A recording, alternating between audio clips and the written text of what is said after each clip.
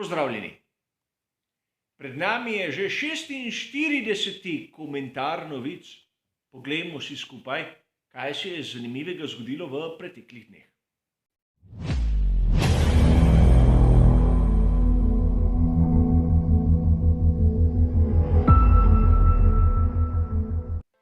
Tudi tokrat gremo po tistih ustaljenih tirih.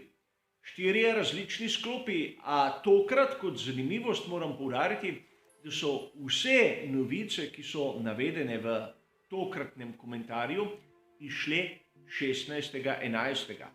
Pač zgodi se. A tudi tokrat, ukolikor koga zanima, dobi bližnjice do originalov navedene v opisih. In v opisu bodo tudi bližnjice do drugih prispevkov, ki so omenjeni v samem komentarju. A da ne bomo, kot običajno, predolgi, začnimo s prvim sklopom.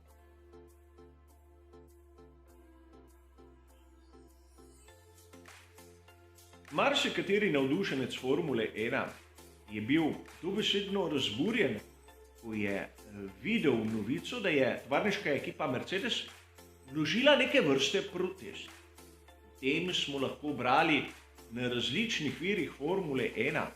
Sam navajam uradno stran f1.com. Mnogi navdušenci pravzaprav niso razumeli, zakaj pravzaprav gre. Namreč mnogo je pritožb nad tistim, da je današnja Formula 1 prepolna pravil in da voznikom sploh ne pustijo dirkati. Težava je v tem, da mnogi navdušenci dobesedno ne vedo, zakaj gre. In tu ne mislim nič žaljivega. Mnogi mediji imajo vlogo razložiti dogajanja. Namesto da bi dobili kako razlago, dobimo samo zlivanje srda ter sovraštva. To je kot običajno moje osebno videnje in moje osebno mnenje. Zakaj je pravzaprav šlo? Lahko izberemo iz uradne objave tovarniške ekipe Mercedes, so prišli v posest do posnetkov, kateri bi lahko drugače vplivali na odločitev samih komisarjev, kar je skladno s pravilnikom. Namreč, če se spomnite, po veliki nagradi São Paula sem tudi sam objavil prispevek, ker sem bil malce začuden, zakaj komisarji sploh niso zahtevali v vpogled vseh različnih kotov, ki so bili takrat na razpolagi. Pogledali so samo tisto, kar je takrat režiser objavil. Pa da ne boste začudeni, namreč posnetki, ki so tako dragoceni, so na razpolago vsem nam. Namreč objava teh posnetkov je dosegljiva, naprimer, zopet na uradni spletni strani Formule 1 in v virih boste dobili tudi bližnjico do tistega prispevka, tako da si lahko vsakdo pogleda, kaj se je pravzaprav zgodilo. In sedaj se pojavlja vprašanje, kaj naj bi Max Verstappen storil narobe, da se Mercedes dobesedno tako izživlja nad njim. Vsaj to je ena izmed razlag, ki sem jo prebral na mnogih forumih pod mnogimi članki. Tu je ena izmed največjih težav sodobne Formule 1. Splošno nepoznavanje pravil. A na srečo sem sam o tem že naredil prispevek. Imenoval sem ga Osnove spopada na progi, ker sem skušal razložiti, kdaj je potrebno dati prostor nasprotniku in kdaj ne. Prispevek je malce starejši. 25. julija 2020 sem ga objavil in kdor si bo vzel nekaj minut časa in ga pogledal, bo videl, da tehnično ni na taki ravni kot današnji prispevki. Vseeno, ima pa to prednost, da nihče ne more trditi, da sem ga nalašč pripravil za to priložnost. Kako se bodo odločili komisarji, mi ni znano. Sam sem že na samem začetku trdil, da preiskava bi morala biti. In na to bi lahko komisarji ugotovili, ali prekršek je bil ali ga ni bilo. Z njihovo odločitvijo so sami komisarji dovolili tako obnašanje Mercedesa. In sam razumem Tota Wolfa, da je imel četvorice komisarjev na veliki nagradi Sao Paula dobesedno dovolj. Upravičeno si je lahko mislil, da imajo nekaj proti njegovi ekipi. Na njegovem mestu bi verjetno sam mislil isto. To sedaj ni važno. Po svoje dvomim, da bomo videli kakšno spremembo, kar se tiče končnega vrstnega reda in podobno. Ampak vseeno, po mojem mnenju, je to signal FII, naj se obnašajo malce bolj uravnoteženo in malce bolj v skladu s pravilnikom. Tem, da manever Maxa Verstappena je bil daleč od nedolžnega, menijo mnogi boljši poznavalci Formule 1, kot sem sam. Naprimer Scott Mansell. Tudi bližnjico do njegovega prispevka boste dobili v samih virih. Ampak to ni toliko važno. Problem je v tem, da tisti, ki odločajo v tokratnem primeru, so naredili vse izjemno slabo.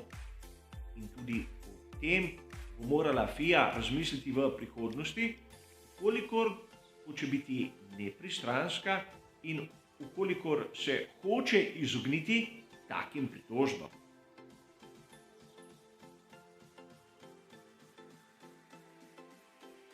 V drugem sklopu se bomo pa ozrli na izjemno zanimivo novico. Namreč v Audiju oziroma koncernu Volkswagen razpravljajo o tem, ali bodo vstopili v Formulo 1. In o tem smo lahko brali na priznani strani agencije Reuters. Mnogi so že govorili o tem, da bo Audi dobesedno kupil McLaren. In tudi vstop Audija v Formulo 1 je bila po besedah mnogih formalnost. A o tem razpravljajo v sredo 17.11. In o morebitnih odločitvah bomo seveda mi navdušenci izvedeli, ko bodo objavljene. A zopet dokaz, da v svetu Formule 1 mnogi prehitevajo tudi z novicami. Formula 1 je zanimiv šport, kjer je bistveno biti hiter na progi in ne zmeraj hiter pri poročanju. Namreč zgodi se lahko karkoli in če bo odločitev pozitivna, Audija v Formuli 1 še kar nekaj let ne bo. Seveda do uveljavitve novega pravilnika, kar se tiče pogonskih sklopov. A o tem bomo govorili, ko bo čas za to in ne sedaj. A raje pojdimo naprej.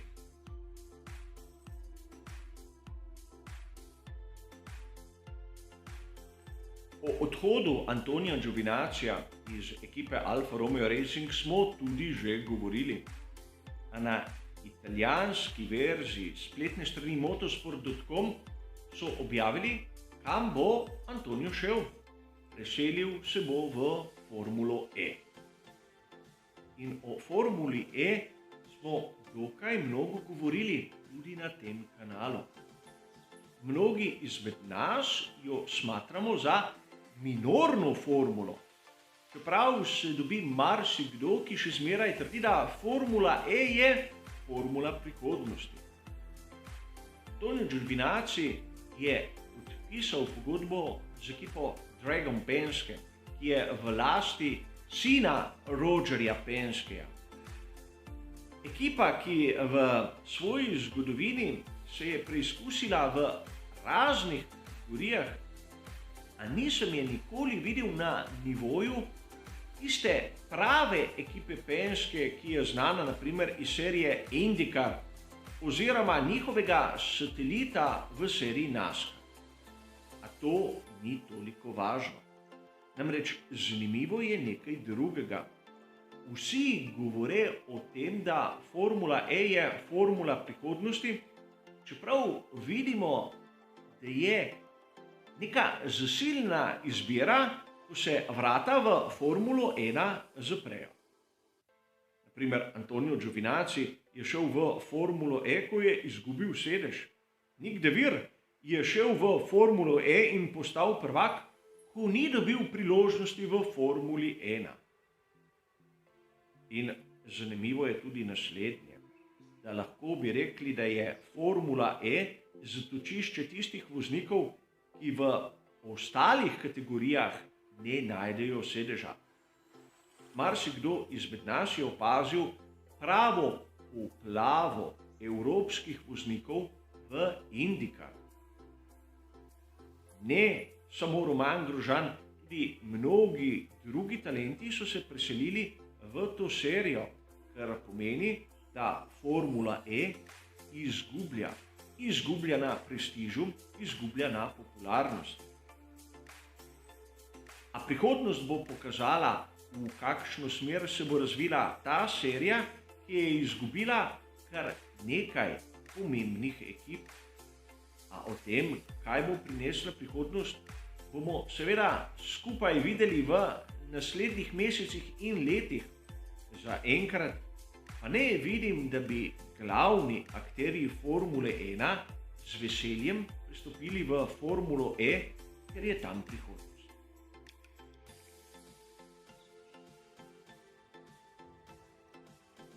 Za konec pa še zanimiva novica, ki sem jo zasledil na angleški različici spletnega portala motorsport.com. Pri Ferrariju so v razgovorih o podaljšanju sodelovanja z Philip Morris International, njihovim večdesetletnim partnerjem.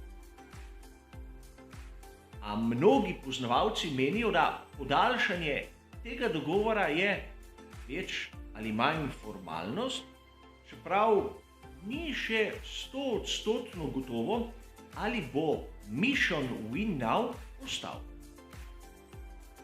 Poglejmo si zgodbo malce od začetka. Približno na prelomu novega tisočletja so bolidi Scuderie Ferrari bili v napisih tobačnega pokrovitelja. Žal ta maketa je tista politično korektna, ki nima določenih napisov na svoji podobi, ampak vsakdo izmed nas se spomni, kako je izgledal naprimer F2000 Michaela Schumacherja. Skozi sezone se je oglaševanje tobačne industrije zmanjšalo iz sezone v sezono, dokler nismo pred nekaj leti prišli do tega, da so znak same ekipe spremenili tako, da je izjemno oddaleč spominjal, nekako priklical tiste znane barve Philip Morris International oziroma tobačne znamke, katera je v lasti te multinacionalke.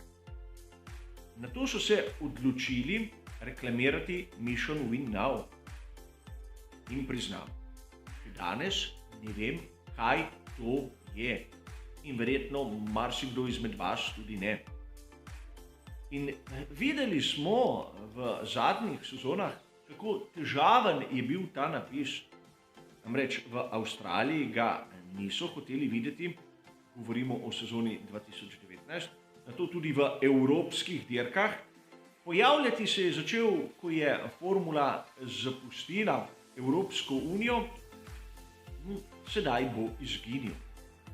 Priznam, da ga sam ne bom pogrešal, še posebej ne v tej zeleni kombinaciji, ki na rdeči barvni shemi Ferrarija, po mojem osebnem mnenju, daje nek čuden, neskladen vtis. A kot običajno, zopet moj osebni okus in moje osebno mnenje. A vseeno dvomim, da bomo videli, da bi Philip Morris zapustil Ferrari, kajti kolikor bi se odločili za kaj takega, bodo izgubili, po mojem osebnem mnenju, zadnjo izložbo, da se sploh pokažejo v globalnem smislu. A o tem bomo razpravljali, ko bomo vedeli kaj več. Za današnji komentar novic je pa to vse. Hvala za vašo pozornost in seveda nasvidenje.